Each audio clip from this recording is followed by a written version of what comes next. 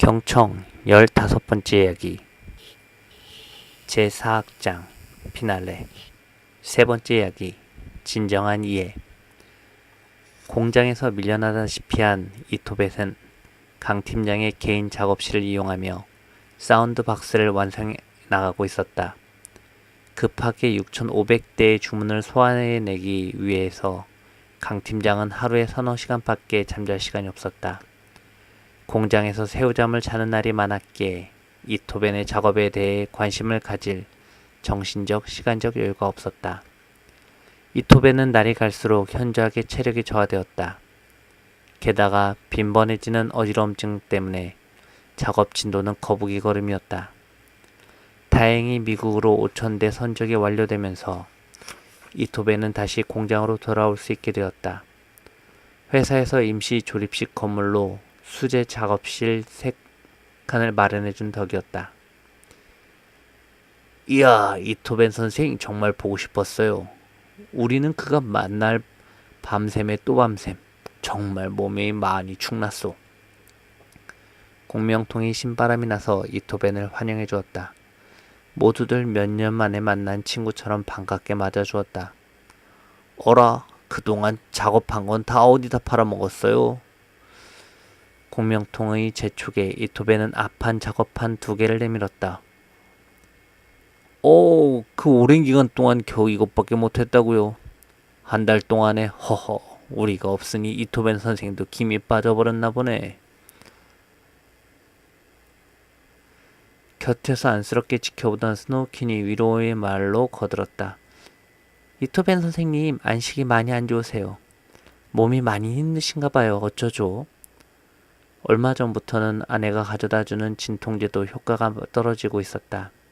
아내는 계속 서울로 가서 응급조치를 받고 다시 오자고 하지만 이토벤은 한번 돌아가면 다시 올 수 없을 것 같아 고집을 부리고 있었다. 이토벤은 온 힘을 다해 겨우 버티고 있는 것이었다. 양대리의 얼굴이 갑자기 하얗게 변했다. 미국에서 들어온 팩스가 원인이었다. 급하게 사장실로 뛰어들어갔다.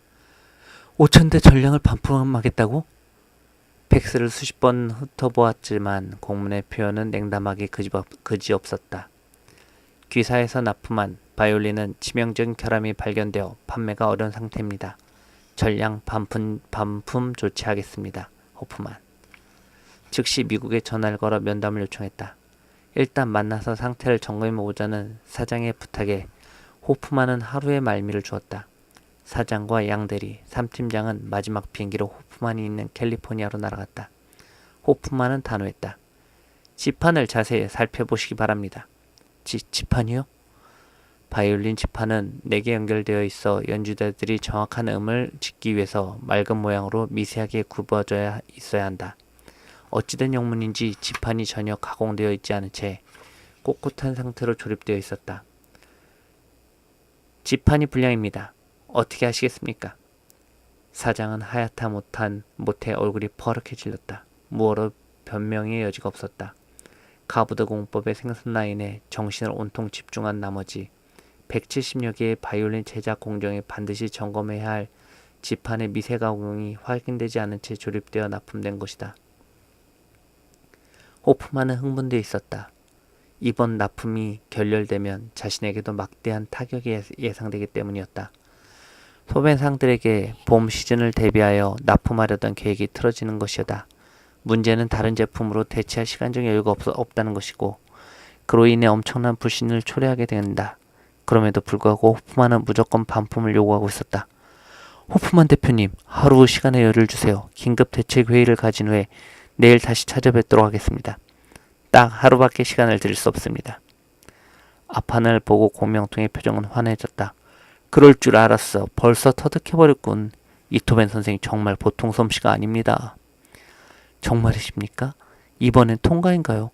믿기 어려웠다. 이토벤은 빼앗든 앞판을 낚아채 가슴에 품었다.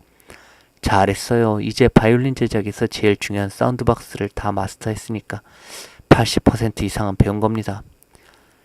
이제 남은 작업은 넥과 스크롤, 지판, 패그박스, 브릿지, 마지막으로 바니쉬. 황 독사가 작업 리스트를 줄줄 얘기했다.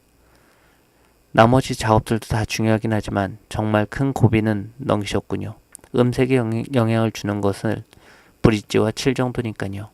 어찌 보면 몸통은 다 만든 셈이고 이제 예쁘게 꾸미는 일만 남은 거죠. 스노우캔이 뿌듯한 표정으로 이토벤에게 설명했는데 이토벤의 표정이 이상해지면서 손을 휘저 의자를 더듬었다. 왜 그러세요, 이 선생님? 이토벤 선생님! 이토벤이 미처 의자에 앉기도 전에 바닥과 천장이 뒤집어 버렸다.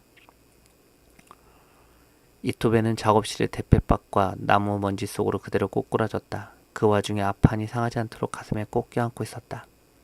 심하게 흔들리는 응급용 침대에 실려 가던 이토벤이 겨우 눈을 떠보니 팔에는 이미 링거가 꽂혀 있었다.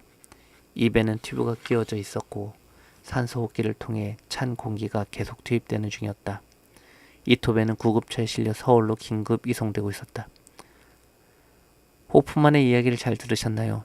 저는 그분의 마음의 소리를 듣기 위해 저 자신이 호프만이 되려고 애써보았습니다.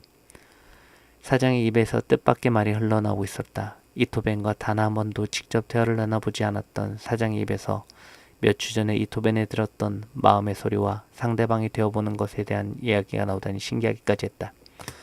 사장님께서 그렇게 생각을. 놀란 강 팀장에게 옆에 있던 양대리가 업무 다이어리에 붙어진 스티커를 보여줬다. 그건 경청운동 스티커였다. 사실 선대 회장이 저에게 남긴 말씀이 있습니다. 정말 위기사항이 닥치게 되니까 그 말씀이 떠오르더군요. 사장은 품속에서 수첩을 꺼냈다. 거기에는 명함만한 작은 카드가 들어있었다. 강 팀장과 양 대리는 호기심이 일어 사장을 쳐다보았다. 하나는 듣고 있으면 내가 이득을 얻고 말하고 있으면 남이 이득을 얻는다 라는 아라비아 속담입니다. 또 하나는 말하는 것은 지식의 영역이고 듣는 것은 지혜의 영역이다 라는 경고입니다. 두 말씀은 서로 뜻이 통하는 것 같습니다. 그렇죠. 둘은 하나의 뜻을 가지고 있습니다. 경청의 힘을 강조하고 있는 것이죠. 선대 회장님이 저에게 주신 경영의 교훈은 바로 경청하라는 것이었습니다. 항상 저에게 지도력은 웅변보다 경청에서 나온다고 하셨습니다. 내가 그동안 등한시했던 것인데 3팀을 통해 다시 깨닫게 되었습니다. 듣고 있던 두 사람은 저절로 고개가 끄덕여졌다. 사장은 편안한 표정으로 말을 이었다. 내가 이야기로 호프만 자신의 마음의 소리는 지금 두렵다고 말하고 있습니다. 물론 우리에게 화도 나고 비난도 하고 싶겠죠. 하지만 반품하겠다고 강경한 입장은 실제로 반품 자체를 강행하려는 뜻이라기보다는 소매상들과의 약속을 이행하지 못해 자신의 신용이 추락할 것이 두려운 호프만의 절규인 것입니다. 그렇다면 호프만의 두려움을 해결해 주는 것이 관건이군요. 강 팀장의 머릿속에 문제 해결의 실마리가 보였다. 호프만이 거대 도매상으로서 자신의 신용을 잃지 않도록 우리가 할 수 있는 모든 방법을 점검해 봅시다. 방법이 있을 겁니다.